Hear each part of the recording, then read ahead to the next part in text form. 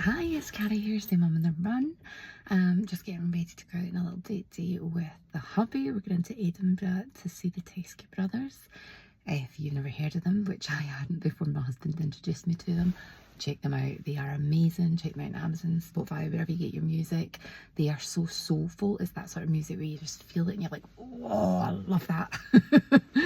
But anyway, so my topic for today is Harry.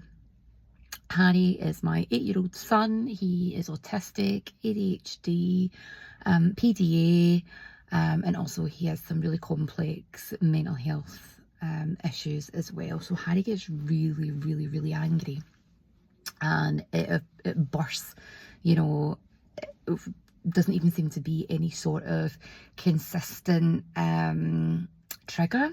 It just happens. Like even in school, they can't work it out. What's all right one day is not the next. And I know that's really common for, well, for anybody really, for children, but particularly for autistic kids. But this is like second to second, not even minute to minute, moment to moment. It's second to second. He gets so angry. If he was a middle-aged man, he would have had a heart attack by now. That's how explosive his anger is. So he's been hanging out at an estate just beside our house, so not too far, it's like a 2-minute walk. But he is always getting into bother, and I don't mean he's causing the trouble, which ultimately probably is somewhere along the lines. However, he is coming back hurt. So when I was away in London with Faith, he came back on Saturday night and his lip was busted. So a little girl had thrown a rock at him, which had busted his lip. I think he's going to be scarred. Like, it's a proper big scab above his lip now. The kids that were there were all sticking up for each other, saying, you know, we were all throwing stones at each other, which, do you know what, could very well be the case. I don't know. And that's the problem with Harry. It used to be with Harry, if he said something, you could believe it was true. Right up until maybe about 2 or 3 years ago, you could believe it was true. Now you have no idea. And because both my children over-explain themselves, it always sounds like they're lying anyway, even when they're not. So yeah, so he came back with that. And then Sunday night, which was the night that we came home, he came back with scratch marks right down both sides of his neck. And he'd said a young girl had tried to basically jump on his back, and if she's done it, she's scratched right down his neck. And then today it was something different. So it's just like every day he goes to this place and he's coming back hurt. Like I said, that's not to say that he's not hurting people as well. You know, I'm not having a go at the parents or anything, because we can't, you know, ultimately control our children, and that's part of my conversation today. How do I don't even know how to put it, comply, I suppose. Comply, yeah, comply, let's say comply.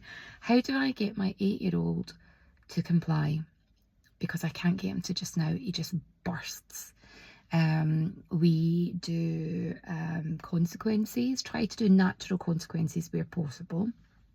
But grounding, it comes back to grounding. You know, if you can't act in an appropriate manner, I can't trust you to be out playing or being somewhere. So natural consequence of not acting in a particular way is that I can't trust you to go out and act that, you know, that particular way outside of the house. So we've got that.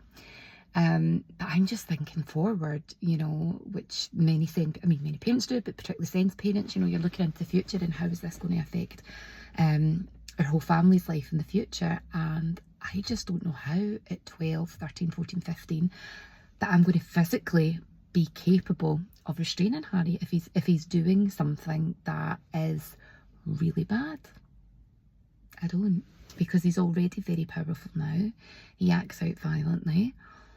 What do we do when he gets to that age? I'm hoping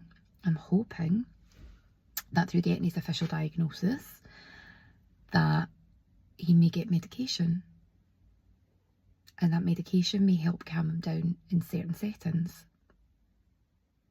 What's your experience of medication? You know, I would love to hear it. I'm just doing my research at this point. I think if Harry were calmer, he would have a more happy, successful life. And I don't mean like outwardly for us, I mean in himself. I mean, his thing is that he loves playing with people. Like, he loves playing with children, he loves being included, but he's always so much that neurotypical kids, they can't tolerate him for long. Harry's also always the scapegoat. He's always the one that, you know, if 10 people are doing it, he'll be the one that's caught. Or if 10 people are doing it and he didn't do it, then he'll be the one that's blamed. You know, it's always, it's like blame Harry. You know, people expect that behaviour from him because he does act out a lot. So even when he's not guilty of things, he is still treated as guilty by other people, which is a real shame. But anyway, I'd love to hear your thoughts on medication and how you can get your very outgoing, very out there, very over the top child to comply. It would be great to hear your feedback. Take care. Bye.